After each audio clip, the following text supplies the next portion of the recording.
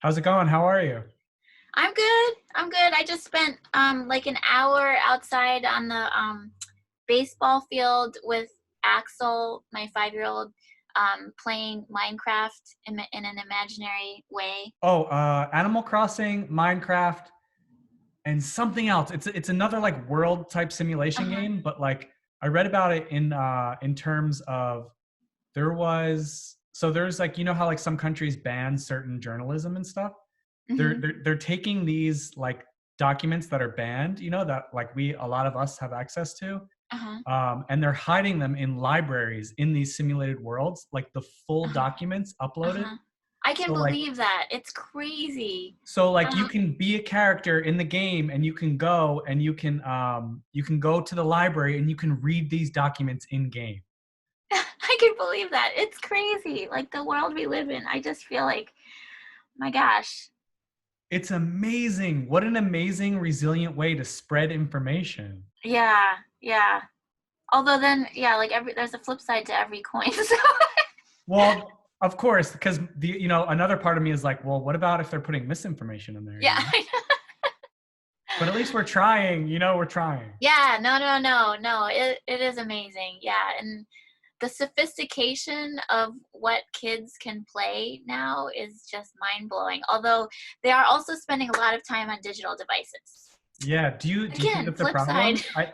Is that like, because I feel like that's just the future. Is that a bad thing? There's such a big debate right now between like screens and screen time. Hmm. How do Hmm. you feel about that? Um, I think that I just like everything. I'm really not a black and white thinker. I think Yeah. basically everything in the world is gray. So I think there's definitely good things about what exists right now, because I mean, I'm watching my own son who's 5 years old spend tons and tons of time on the iPad, but he's spending it mostly playing Minecraft, and it's just such an incredibly elaborate and sophisticated strategic game that I Mhm. can tell, like, and he's also learning to read because he really wants to know what the other characters are saying. So it's speeding everything up, and Oh, it interesting. makes me think of this whole idea of like in schools traditionally since the Industrial Revolution, the way we typically get taught is mainly rote learning. So you're being told, you have to take these classes and you have to learn this material and you have to regurgitate it on a test.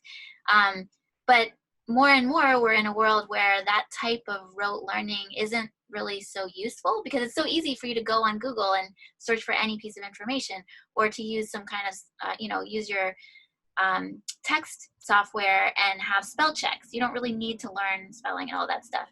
Um, so, so really being able to think critically and devise your own understanding of how to reach a specific goal, and also to work collaboratively, those to me are the skills that are most important. And I feel like that is kind of the skill set that you're learning by playing these, um, what are they called? There's a Like term for these simulation types of games gaming. or sim games or. Yeah, sim games, and also massive multiplayer, what is it? I can't remember what the acronym is, Oh, but okay. Yeah, you know what yeah, I'm yeah. talking about. Yeah. Yeah. Wow, that's interesting. Yeah. I mean, I think, I don't know. I was thinking about it. That's so funny we're talking about this, right? Like, because I was thinking about it this week and I was like, so a lot of people are kind of lobbing a lot of negativity at like a lot of screens and a lot of things. And like, I think there's too much of anything is a bad thing. Even if it's a Yeah, good thing, too much of it is bad. It doesn't matter like what it yeah, is.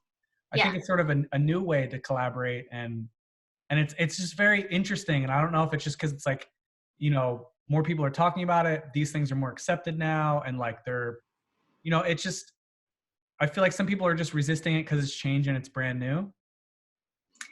For sure. Change is scary. Yeah.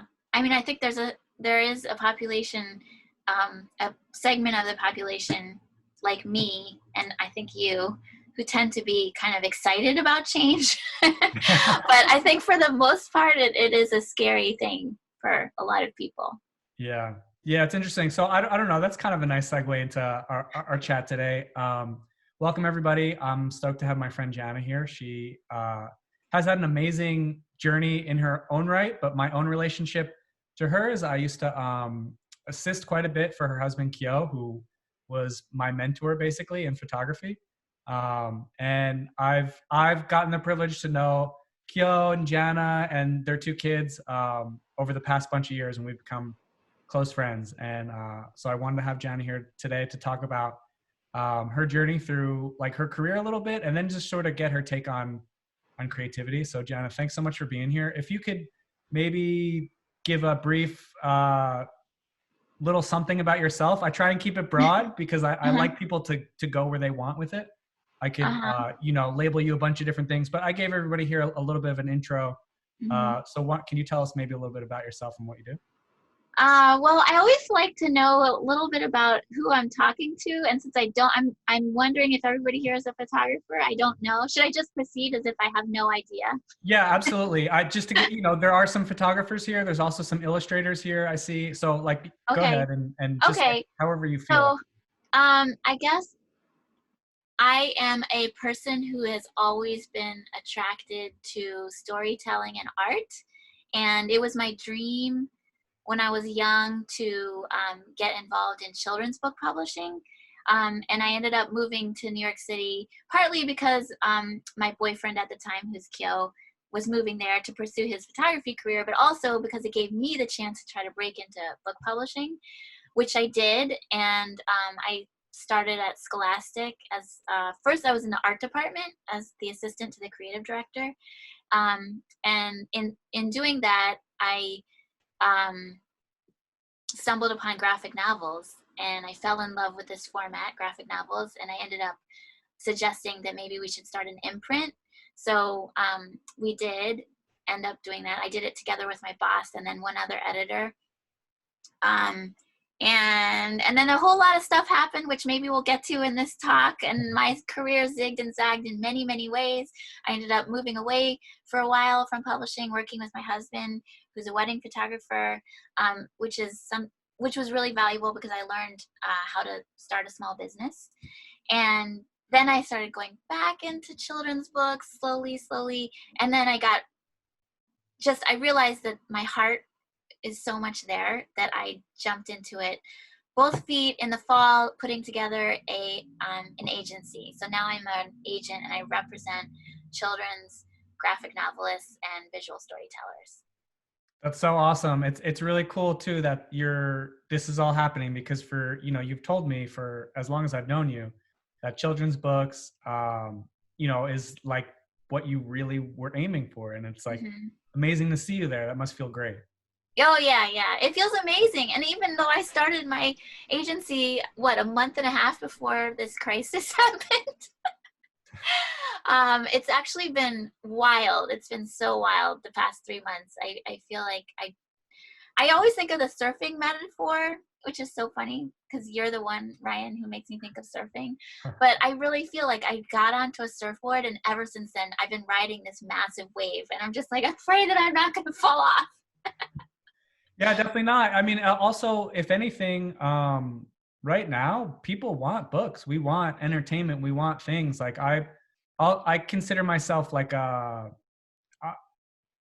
it's tough for me to read, to try and pin me down and be like, oh, read these books. Like right now I'm reading, I think 3 books right now. And I'm like, I've never been that kind of person. And like, I've figured out how to manage it, I guess, in a way.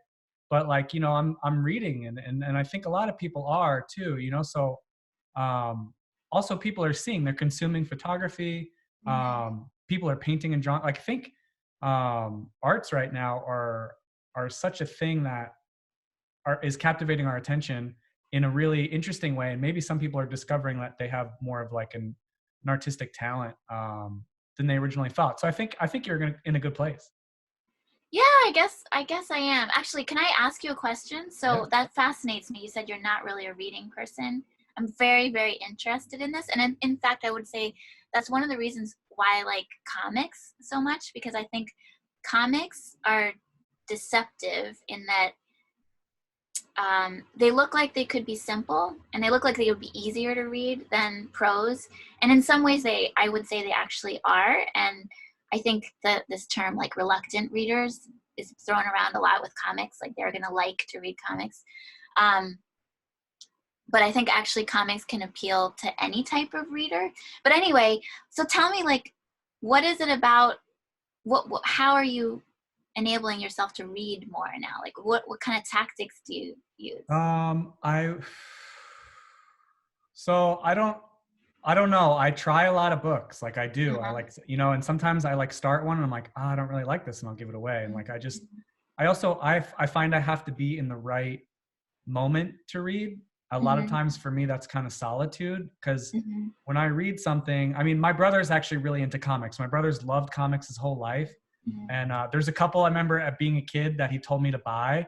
And I really wish I still had, because I think they're worth like so much money now, you know? But like, so I, you know, I've been around comics and stuff, but I think for me, reading, reading books that's like sort of nonfiction that are based on a true story or a true story, I like get into a place in my imagination, and my imagination is extremely visual, I feel like. So I have to like sort of be in the right groove to pay attention. Sometimes I reread a book, like a book page, like 5 times over, you know, Mm-hmm. like, because my mind wanders. My mind Mm-hmm. wanders while I'm reading. I'm Right. imagining the story. So like that, like it takes, I think, a lot of brain power for me to focus on it. Like, you know what Mm-hmm. I mean? Mm-hmm. So Yeah. that's why I don't consider myself a reader. And I've always really respected people who like read books. I'm like, whoa, you're reading a book? Like I'll draw inspiration from them. And I'm like, okay, I got to try that. I want to try, you know? So that's kind of Yeah. where it comes from. Well, I think our brains work in different ways. I mean, all human beings, our brains work in very different ways. But oh, let me turn off my phone. Sorry about that. Yeah. But I guess the commonality is that both of us really appreciate the visual arts.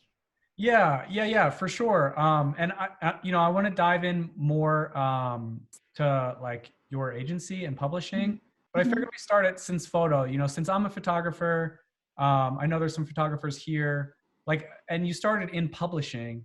Did Mm-hmm. publishing sort of inform maybe your knowledge or understanding of photo? Like, because do they go hand in hand? Oh, that's a really good question. I think in a way, yes, because I think I have a very editorial frame of mind. It's like curating, basically.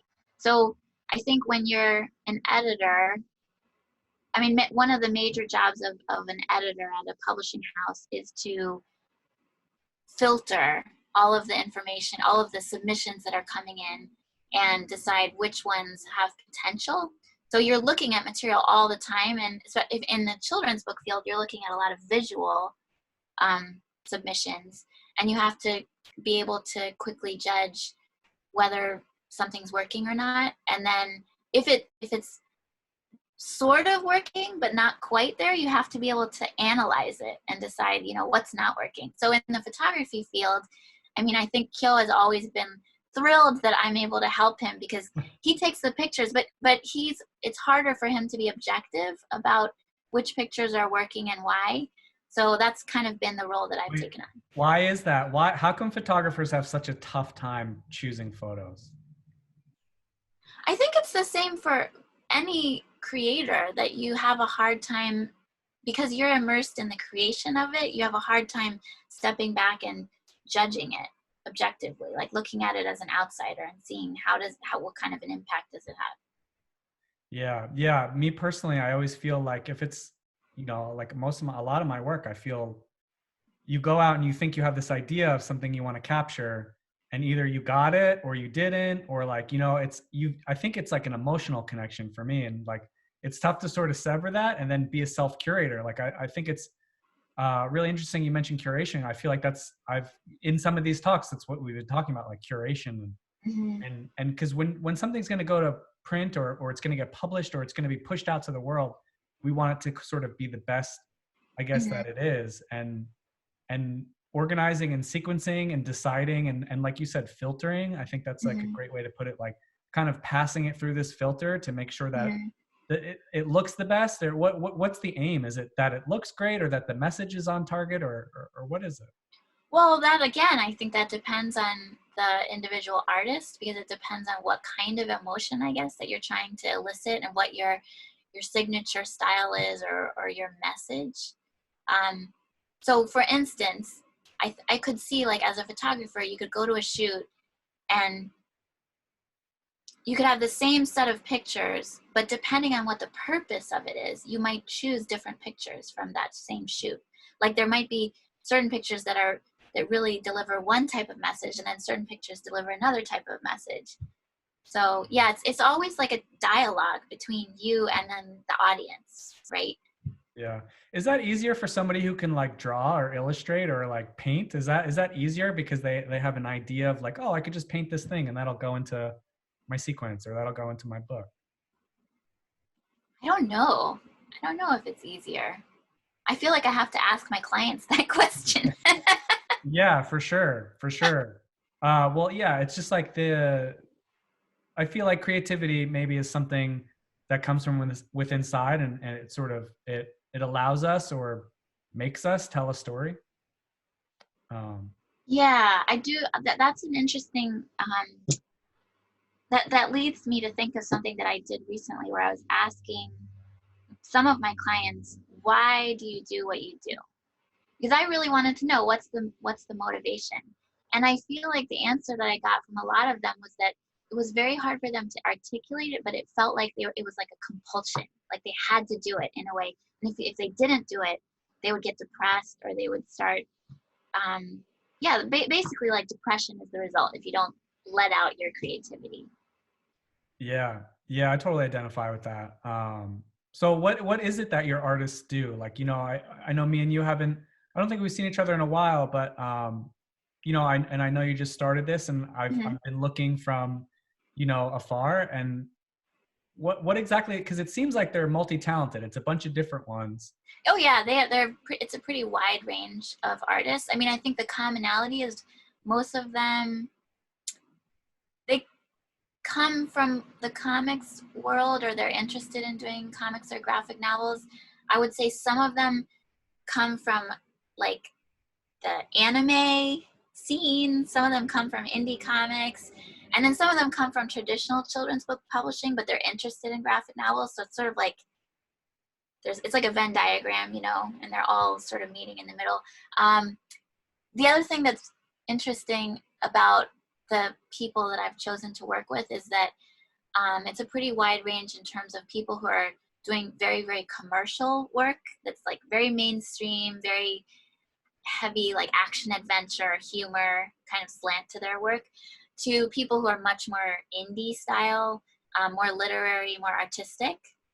So my taste is actually really broad. I think one thing that's really important to me, like when we started talking, is just getting people to read. I don't know why I think that's so important, but I feel like sitting down with a book is a different experience than scrolling on your phone, or like browsing the internet, because when somebody creates a book, they're creating an experience that they've thought through. Like they want to carry you on a journey, and it's very discreet, and so and it's meant to be immersive, in a different way than Yeah. scrolling the Well, internet. there's so much effort. The artist and their team, or whoever, Hmm. like they take their filter and they make sure it's gonna be a strong one, and the thing about scrolling versus reading or picking up a book or even a magazine or like Hmm. paper, the fact about like digesting that, you're you have no choice but to sort of, as the reader or the viewer, to let go and surrender to Hmm. their path and their journey. So I think Hmm. as somebody who's going to consume a book, you're allowed to think some of the greatest thoughts in the world, some of the worst thoughts in the world, or like Hmm. you get to think through that other person's filter. And I think in a way that educates or informs you as a reader, and that's like such a thing that I don't know where else you get that. Yeah, yeah. Well, you mentioned a couple of things that are interesting to me. One is the team idea, because I think practically no really strong book has ever been created that wasn't involving a team. So even though you have, say, one author who's doing all of the story, there's so many other people who end up being involved, who help get it to the point where it's really as strong as it can possibly be. Yeah, So so you can't do it on your own then? No, no, no, no, no, no, no, no, no. Nothing, you can't, that's funny. Like I mean, I always draw the parallels to photography. I guess it's because I feel like that's what I know most of my life, but that's what I learned early on is like, you're not doing it all by yourself. Even if it's one person and another, and the photographer, let's say like that's like the photographer's not doing it on their own. Even if it's a photographer out in nature, it's like nature's there. And then when you bring it back, and let's say you do want to make even a nature book, you have to find an editor, a photo Mhm. editor, a publisher. There's all kinds of people that sort of are participating in this collective effort. Mhm. Um, do you enjoy having like your hand in helping others? Oh my gosh, yeah, that's my favorite part. I mean, I love bouncing ideas with people, and like for instance, this morning I was reading a synopsis for a what I would call a high fantasy graphic novel. So this it's actually going to be a trilogy, and the artist who's in Philly, he has a really cool kind of woodcut style, which is super unusual. But he loves fantasy fiction, and so it's totally world building. There's lots of characters. There's this whole mythology and a geography, and it's all from his imagination, Wow, and that's like cool. so many storylines that have to be woven together in a coherent way. And it's just so exciting to see it go from the very beginning to where it is now. Like now I would say we're in the stages where things are beginning to coalesce. Like it hasn't it's not final yet by any means, but when I compare where we are right now with where he was even only a month ago, it's come so far. It's just so exciting to see that happen. Yeah. Is the objective, let's say for your clients or for you, is it to publish an actual physical book, or like does publishing come in any other form? Yeah, there's ebooks. Yeah, that would always be a component nowadays if you're working with a traditional publisher. I mean, I think it would be pretty rare nowadays to publish a book without having an ebook available. And it depends on the category. Some categories are almost exclusively ebooks now, like romance, mystery, kind of genre fiction. But then certain categories still, like the print books, are very, very important, like art books, children's books. Yeah. Well, I mean, and like the evolution of your work is, it's, I think it's amazing because it went from publishing to photography, and now you're facilitating, helping publishing, right? Am I getting that right? Yeah, yeah, you totally are getting it right. And I think it's because, well, another way that you and I are similar is that I sort of stumbled into this coaching um, role because I have a personality where I love to I love to identify other people's talent and then like try to get them to fully realize that talent. So um, so I started out actually a couple of years ago as a coach, and originally I wasn't really sure what sort of a coach I was going to be. Like, am I going to be a writing coach? Am I going to be a creative person coach or a creative business coach? And I sort of tried those things, which is kind of cool that you can do that. You just kind of say on the internet like, "Hi, I'm a coach." And then a couple of people are like, okay, I'll give you a try. And then you work with them and you see how it goes. And so that's what I did for a couple of years. I was just kind of like feeling things out and trying different things. Um, and I just started realizing, you know what?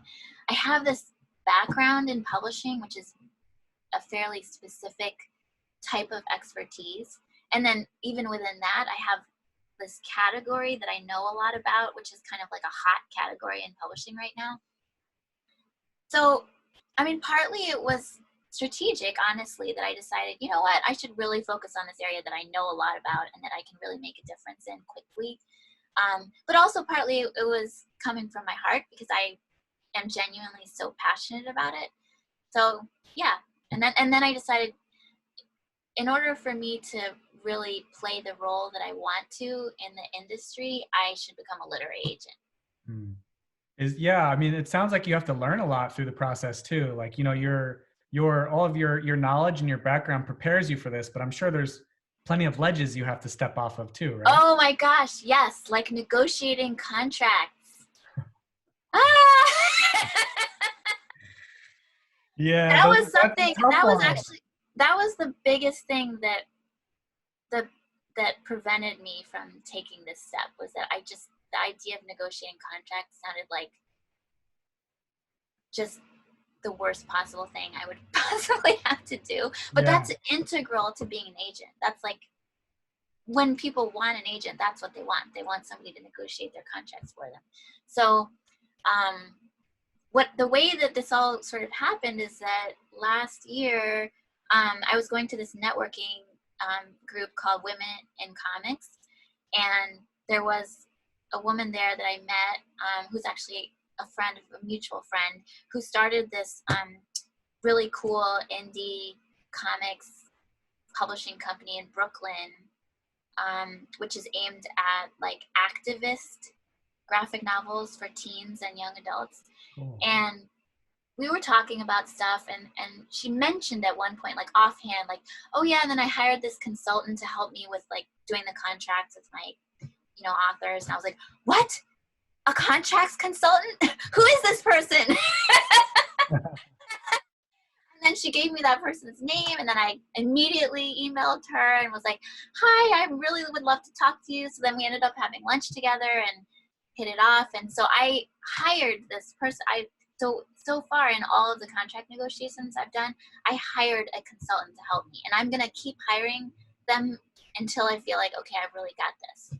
So that's one example of a team. Like, I couldn't have done it without having found that, expert to help me. Yeah, yeah. Well, like how, we're not going to know everything, like we need the help of others. And, especially somebody who's like their expertise is one thing, like you can, if they're willing to share the knowledge, whether that's through they just want to share it or financial reasons. I mean, I think the sharing of knowledge is obviously key, and in an industry where I'm sure it's much like anything else where you just sort of have to figure it out, like I think that that was probably invaluable. What about your artists? Are you learning anything from them directly? Yeah, yeah. Well, I guess I get inspired by them. That's the word that I would use the most. I mean, that's why I'm doing what I'm doing, because they just make me smile so much, and I just think they're so cool and awesome. Yeah. I mean, again, I wish I could give you like, oh, this person inspires me because of this, but it would be a long list. No, totally. Yeah, yeah. Like we could, you have a bunch of artists there, and like, yeah, running down the list of what they all do would be, it would take us all day, so we don't yeah, have to for do sure. Yeah. that. Well, like what do you, I guess, what kind of, you must have like a draw of creativity off of seeing them work. Like you say, you feel inspired. How does helping others, and representing others, does that sort of feed that within you? Does that like help you, uh, Yeah, give you food to go forward, I guess? yeah. I've thought a lot about that, because I feel like, um, you know, there's I could look back at my life and see myself having gone on a very different path, because I really wanted to go to art school when I was in my early 20s, but I didn't. So I feel like inside of me, I probably have a part of me that wants to be an artist. And maybe I will, I really think maybe when I'm in my 60s, I'll just be like, or 70s or 80s, I'll just start doing all the art. But I think that building a business is a very creative endeavor. And so for me, that's where I funnel my creativity right now. I'm always thinking like, you know, what it's almost like building a giant Lego castle, like each part of your business is connected to every other part. And, if you do something in this area, then it's going to affect this area. And that, to me, that's really, really fun. Yeah. So making business fun is funny. That's like another theme that that I'm finding like I can pull from some of these conversations. People who are entrepreneurial are also very creative, and they make the business part of it fun. Yeah, yeah, for sure. I totally, totally feel that way. Yeah. Yeah. Well, like, I mean, I think that as like artists, like the tough part about doing the art and then making it a business is kind of combining the two. That can feel like a tough way for them to coexist. And I feel like, you know, having an agent as an illustrator, or I mean, as a photographer, as and Mhm. having that buffer in between, sort of it can help you. It also can teach you and maybe strengthen your own resolve in like a business area. Do your artists have like a like sort of a hands-on approach to that, or like do you handle everything in that regards? Um, well, oh, so that just like so many thoughts are in my head right now that Let there's them out. there's a Let them traffic out. jam. um, well, first of all, Ryan, you know, like this topic is I'm so passionate about it, about helping people learn how to promote themselves, Yeah. because it's all goes back to that idea of like, if a tree falls in a forest but nobody's around to hear it, you know, did it make a sound? And that comes with art too. Or, you know, if you make this amazing story or this beautiful piece that you want to elicit emotion in people and have an impact on them, and you know that, but nobody knows about it, then, you know, that to me, that's just a tragedy. So I feel so strongly about helping people figure out how to put themselves out there and connect with their ideal audience. um, and I do think that there are some artists who are just naturally good at it, and they're really lucky. I think they're a minority. I think a lot of people struggle really hard with it, and I part of my mission in life, I think, is to try to help them get to a point where they are seeing what we were just talking about, that marketing yourself, and even the term marketing yourself, I think, is very loaded. But that it does become for them a creative act as much as the actual art itself is the creative act, so that the two kind of fuse together. And to me, really good marketing is essentially um, connecting with your ideal audience. That's it in a nutshell. It's just connecting with your What's ideal audience. maybe here's a loaded question. What's the simplest way to do that? Um, I think the simplest way to do that is to get really clear on your purpose and what you really, really care about, what matters to you, and then being willing to face fear and um, taking baby steps constantly towards your goal. Yeah, yeah, I like that. I read something or I heard something recently, and I don't know if it was a quote or if it was just information I pulled, but like, you know, they were the author, wherever it came from, was they were comparing, like they were talking about fear, and they were comparing danger versus fear.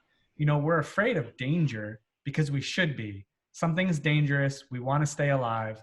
But there's if you're just genuinely fearful of something, if you're afraid of something, and you can take an honest look at it, and you know it's not something that's going to kill you, harm you, hurt other people, but it's something that maybe you're afraid to do because afraid to put yourself out there, whatever the case may be. But to walk towards that fear and to try and start tackling it is how you know if you should pursue something or not.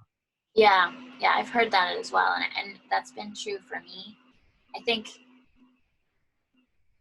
we never ever stop feeling fear, but in an interesting way, you can start to sort of get used to it, which is kind of amazing. I feel like I'm beginning to get used to feeling afraid. Ah, I love that. I love that. That's amazing. That's awesome. You know, like we started the conversation out saying, you know, maybe we enjoy change or welcome it or like to see something different or new. You know, so I think maybe that is. Do you think that's ingrained in like is that a personality trait, getting comfortable with fear, or? No. I think being attracted to change, that is a personality trait. But I think getting comfortable with fear is, for most people, it's like a muscle that you have to build. So it's never easy then? It gets easier, I think.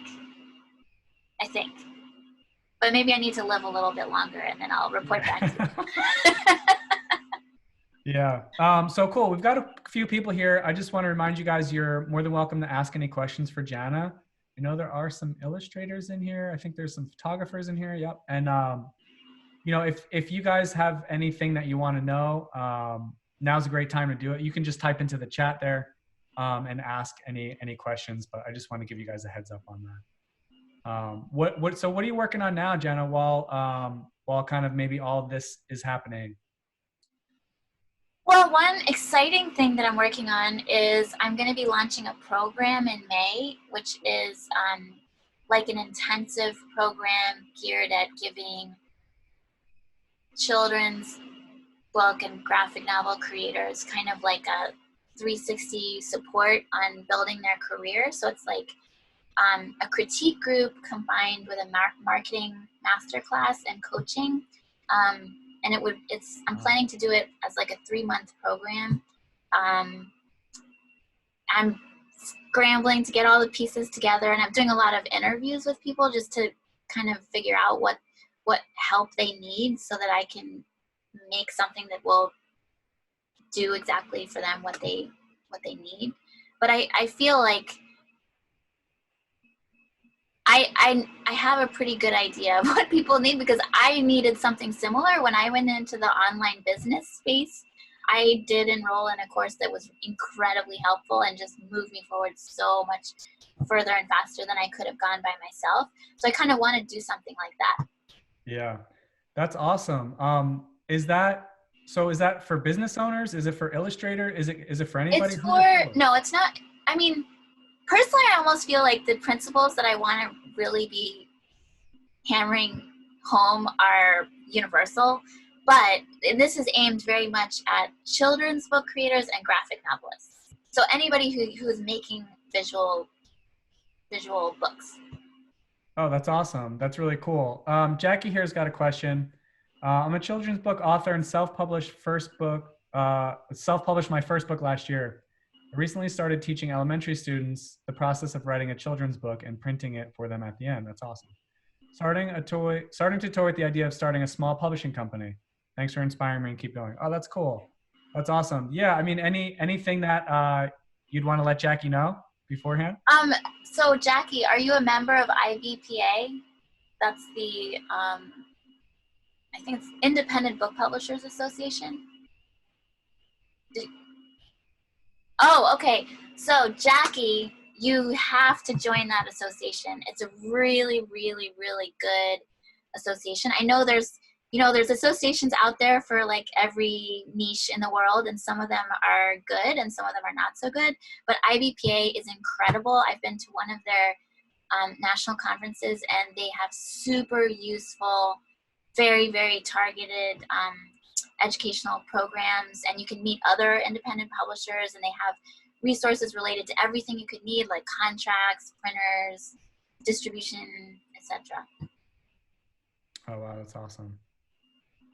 Yeah, it's always so amazing that there's all these places and organizations out there and associations. It's really like important to know like the inside scoop sometimes, and especially if somebody. Oh yeah. You really want to do your research and find out whether, because some things are just a waste of money, but. Yeah, it's tough to navigate those things on your own. Sometimes it's that's word of mouth. That's the best way to learn about things. Yeah, I agree. Yeah, for sure. Cool. Well, if anybody else got questions, if not, Janna, thanks so much for being here. I really appreciate you taking the time out. It was awesome to not only see you, but also pick your brain and hear more about Janna. Can you plug a few things at the end here? Yeah, I guess if you want to see what I do, my website is jannaco.co, which is JANNACO.co. and there's a subscribe button there. I also have an online community that's called Kids Comics Unite. And if you're doing anything related to graphic novels or comics, or if you know anybody who is, you can email me and then I'll send you an invite. It's a private community, but it's free, and it's just a place where people can share resources and ask questions, and we're doing some really fun stuff in there. Oh, that's so amazing. Yeah, I'll make sure I get all your links too in the description when we put the video out. So yeah, thanks for that. Also, yeah, Megan here said, I have a friend working on a series of young adult novels I'm editing for. Do you know any good resources for a non-visual type of author to sharpen her craft and get her name out there? Well, the most well-known in the children's book world is SCBWI. That's the Society of Children's Book Writers and Illustrators. And they definitely have lots and lots of programming for YA specifically. And right now they're doing a series of online workshops that are free. And so, there's really amazing authors and illustrators who are, and editors and agents who are doing those. And then also they have regional organizations, and all of those regional organizations have their own series of online workshops. So it's just like an amazing plethora of resources. Awesome. Sweet. Yeah, everybody's psyched. Yeah, thanks, Janna. Thanks so much. Yeah, everybody, this is terrific. Cool. Yeah, thank you everybody for coming. Thank you so much. It was fun, Ryan. Yeah, this was fun. All right. Well, I'll talk to you guys soon. Stay safe and have a good weekend. Bye. Bye.